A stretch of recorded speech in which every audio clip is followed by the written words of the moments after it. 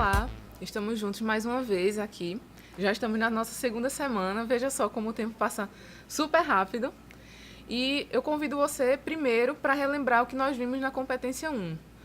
O primeiro ponto foram os tipos de documentos, que nós temos diversos tipos de documentos, diversos tipos de intenção, que, por exemplo, temos documentos científicos, temos textos literários, e cada um tem uma forma de ser tratado e uma forma de repassar algum conteúdo para o usuário. E isso deve ser refletido também na forma como nós vamos representá-los através dos termos de indexação.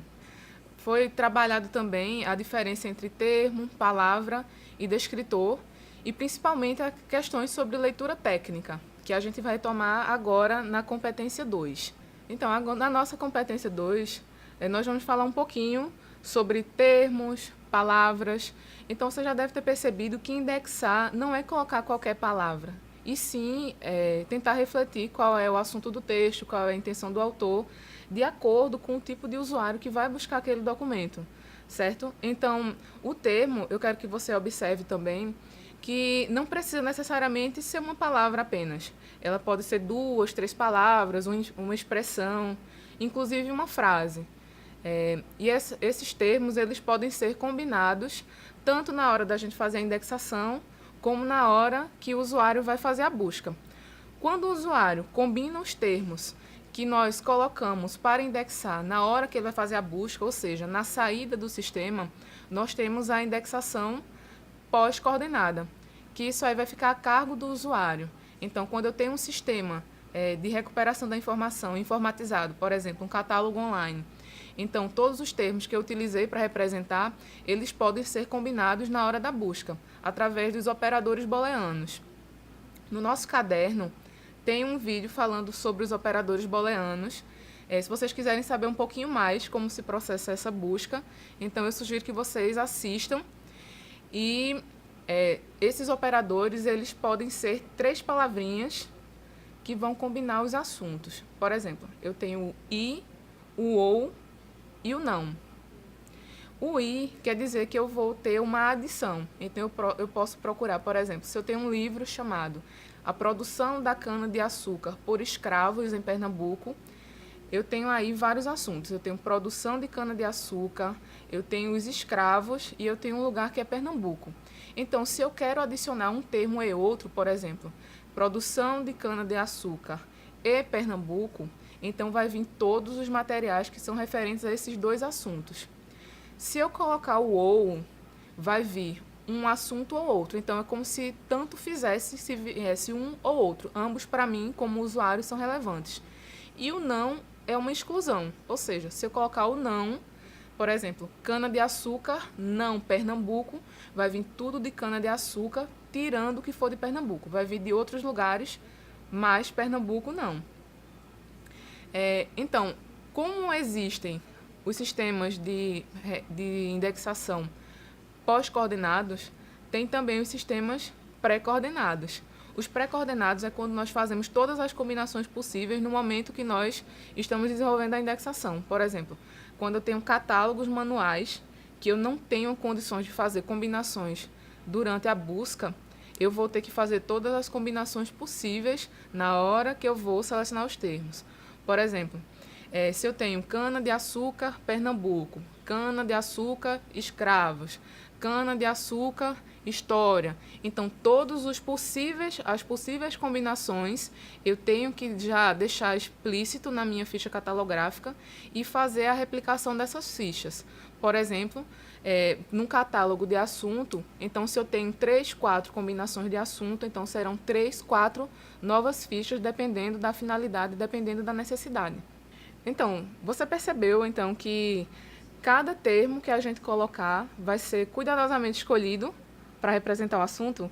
Então, esses termos eles já vão vir pré-determinados em uma lista, ou uma lista simples, organizada alfabeticamente, ou uma lista mais complexa, contendo os termos e as relações, por exemplo, termos gerais ou termos específicos, que existem alguns exemplos no nosso caderno sobre tesauros, que vocês podem observar.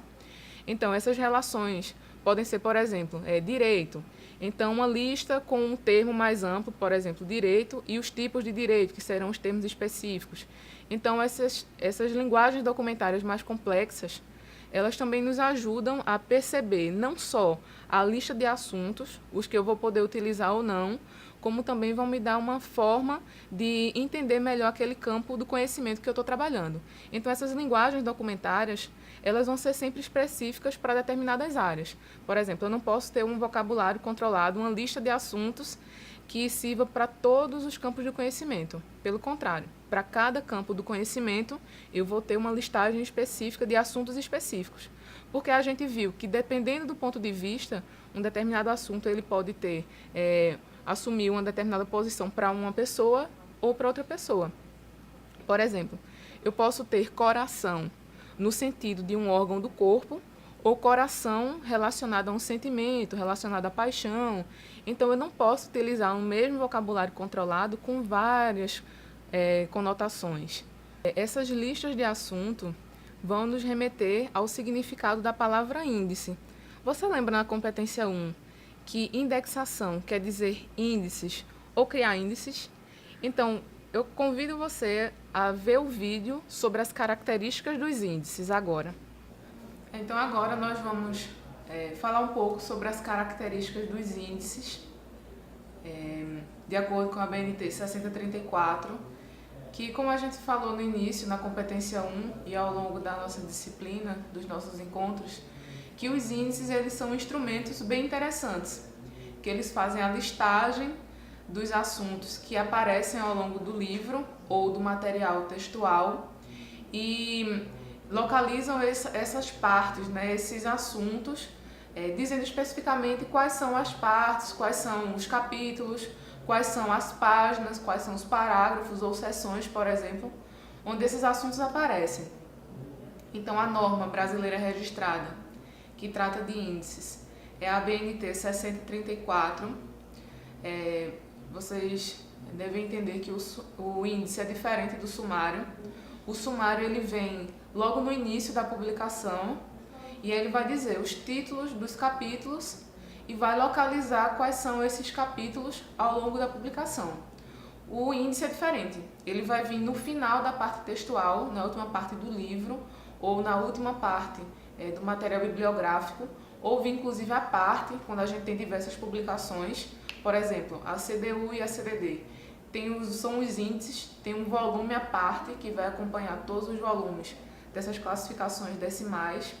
Inclusive tem também revistas que ao longo de um período, por exemplo, depois de um ano de publicação de determinados volumes, eles vão lançar um volume apenas com o índice, ou seja, faz-se uma listagem de todos os assuntos e aí vai dizer, tal assunto está localizado em tal parte, ou está localizado em tal trecho do texto, ou em tais páginas, ou em tais linhas. Então veja que o índice é bem diferente do sumário. O sumário aparece na frente e diz quais são os capítulos e o índice não. Ele diz quais são os assuntos ou quais são os nomes, os autores que aparecem ao longo de uma obra e vai vir ao final da publicação. Então, são diversos critérios que podem embasar o índice, não somente assuntos, mas também a gente pode fazer um índice só com o nome de autores, um índice só com o nome de lugares. Por exemplo, se eu tiver um atlas que fala em determinadas localidades, determinados países ou cidades, eu posso fazer o índice dizendo quais são exatamente as partes que falam sobre determinadas cidades. Faço uma lista alfabética e aí remeto para quais páginas ou quais partes falam de determinada cidade. Ou, por exemplo, eu posso ter uma lista de nomes de autores que foram citados ao longo de um livro. E aí faço uma lista com o nome desses autores, por exemplo, que são citadas essas pessoas, e digo exatamente quais são as partes, quais são as páginas onde esses autores foram citados. Porque diferente do sumário, o índice a gente vai para determinado ponto e quer localizá-lo dentro de uma extensão inteira, que é o livro ou o material bibliográfico. Então, a estrutura do índice é a seguinte: a gente tem o cabeçalho, que é o termo ou palavra que vai compor a entrada. Por exemplo, é um assunto, é o nome de uma cidade, é o nome de uma pessoa. Então, ela vai ter o destaque.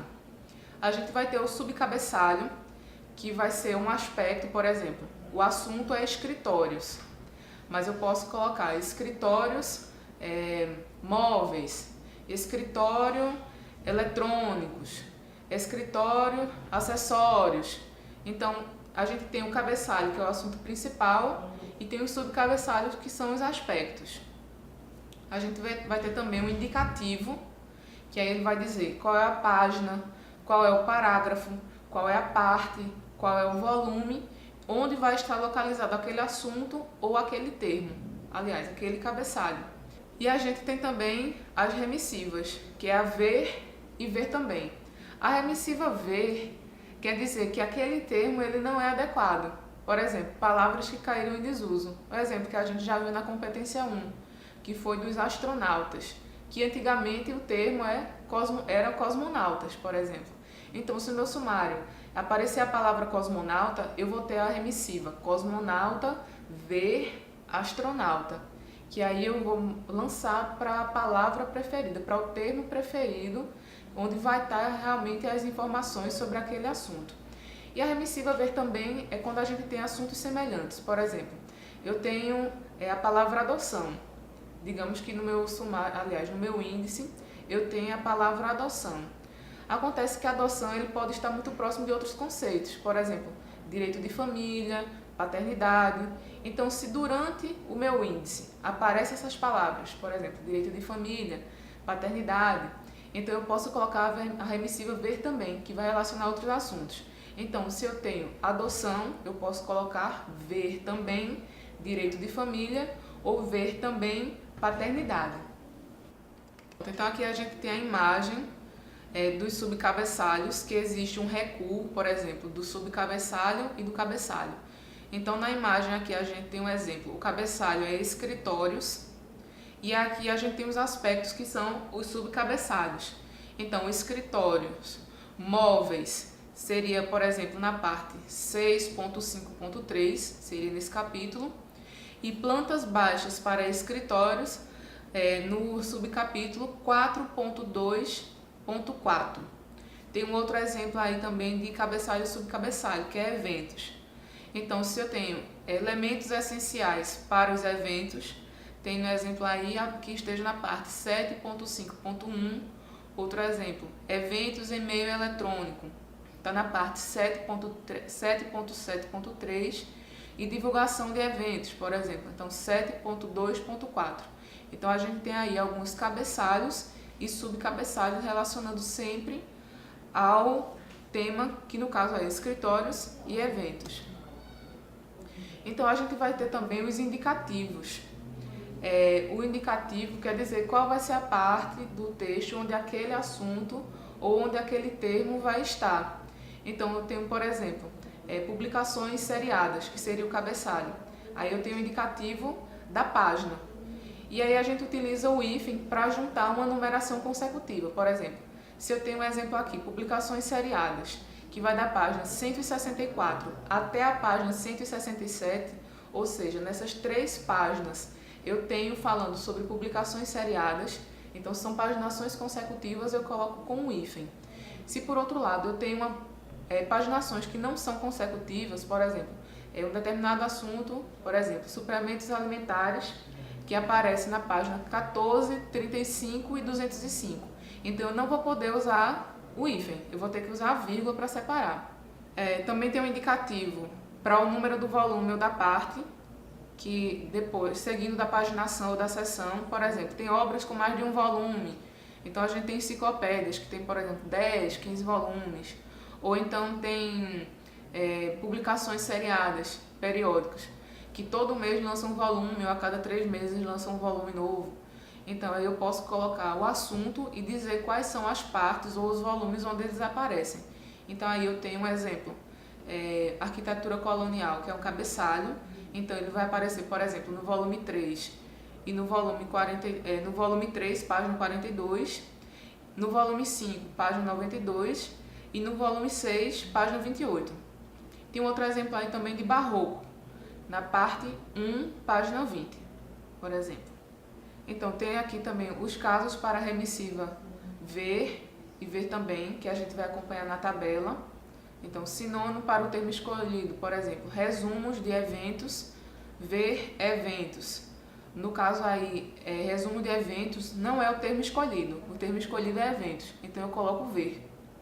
Tem o nome popular para o científico ou técnico, por exemplo, letra maiúscula, ver, versal, que é um tipo de letra. Tem antigo para o uso atual, por exemplo, boticário, ver, farmacêutico, que já é um termo obsoleto. Tem a sigla para o nome completo. A preferência é que sejam os nomes completos ao invés de siglas. Então, se eu tenho OMS, por exemplo, eu peço para que ele veja a Organização Mundial de Saúde. Tem o uso da emissiva para relacionar os assuntos, por exemplo, estruturas familiares, ver também famílias, estrutura familiar, parentes e parentesco. Nesse caso aí, a gente tem um exemplo de reunir assuntos semelhantes. E aí a gente vai ter os tipos de índices. Nós temos os índices alfabéticos e os índices sistemáticos. Os índices alfabéticos, como o próprio nome diz, a gente faz uma lista alfabética dos termos. E aí, junto com os termos em ordem alfabética, a gente coloca as indicações, né, das páginas, das linhas, dos parágrafos, dos capítulos, das partes, dos volumes, etc.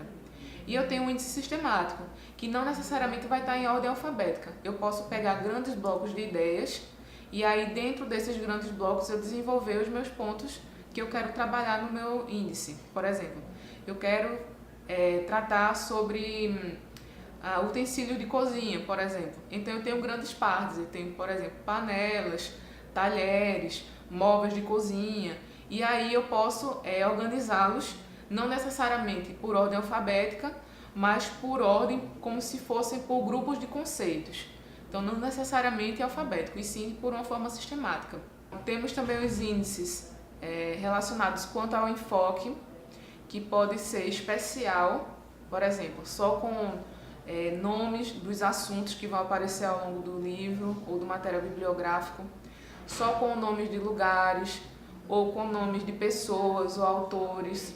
Então ele vai ter um foco apenas em um tipo de assunto ou um determinado tipo de nome. E também existem os índices que são gerais, que vai combinar duas ou mais características. Eu posso fazer uma lista de assuntos e de nomes, uma lista de lugares e de pessoas. Enfim, pode variar bastante. Quanto ao conteúdo, os índices devem cobrir todas as informações da obra, então ele é bem detalhado. Eu tenho que ler toda a obra, ler todo o texto, ler todos os assuntos que aparecem ao longo do material e selecionar quais são os conceitos que são mais importantes e que são relevantes. Ou escolher os nomes dos lugares ou os nomes das pessoas que precisam de um enfoque maior. Por exemplo, se eu esteja lendo uma obra sobre filosofia e fala em determinados trechos sobre alguns filósofos, sobre a sua obra, sobre as suas características filosóficas, então é importante que eu vá grifando o nome desses filósofos, por exemplo, e anotando quais são as páginas onde eles aparecem. E aí, ao final, quando eu organizar alfabeticamente, eu vou dizer sobre tal filósofo, por exemplo, Aristóteles, aparece na página 35, aparece também na página 53 e na página 92. Se eu tenho, por exemplo, outro filósofo, Platão já aparece na página 12, na página 22, na página 25, e por aí eu vou fazendo, buscando assuntos que sejam relevantes, ou nomes de lugares, etc. Eu posso colocar também informações que não estejam no texto, mas que eu precise completar aquele sentido. Por exemplo, às vezes não fica tão claro que são filósofos, mas eu posso dizer filósofo fulaninho, filósofo Platão, filósofo Aristóteles. E aí, não necessariamente essa informação estaria lá, mas pode ajudar o usuário na hora da busca. Então, o índice, ele vai cobrir várias partes do texto. Então, por exemplo, sumário, prólogo, resumo, vai cobrir diversas partes, mas folha de rosto, a capa do livro, por exemplo, não vai entrar, só realmente partes textuais que vão me dar dicas sobre os assuntos que são tratados. Então, os índices, como a gente já mencionou, como uma das características, é que ele vai vir ao final da publicação. Então, quando a publicação terminar, vai vir uma numeração consecutiva e vai começar aí os índices. E para publicações periódicas como revistas científicas, etc., ao final de um período, por exemplo, ao final de um ano, é comum que, por exemplo, todas as revistas que foram editadas ao longo do ano, o último volume vem acompanhado de um índice, que é uma publicação à parte com todos os assuntos e todas as partes. É o que acontece também com as classificações decimais universais, como eu já falei para vocês. Existe a parte sistemática, a parte hierarquizada, e existe a parte que é o índice, que é um volume à parte, um volume único, com todos os assuntos e as partes onde eles aparecem. Então, essas são as características dos índices. Então, viu só quanta coisa na nossa competência 2? Então, vimos tipos de linguagem documentárias, sistemas pré- e pós-coordenados, vimos características dos índices, e aí eu peço que você faça a leitura bem cuidadosa do nosso caderno e participe nos nossos fóruns, participe do grupo do Facebook e faça as atividades com bastante atenção. Se tiver alguma dúvida, é só nos procurar. Até mais!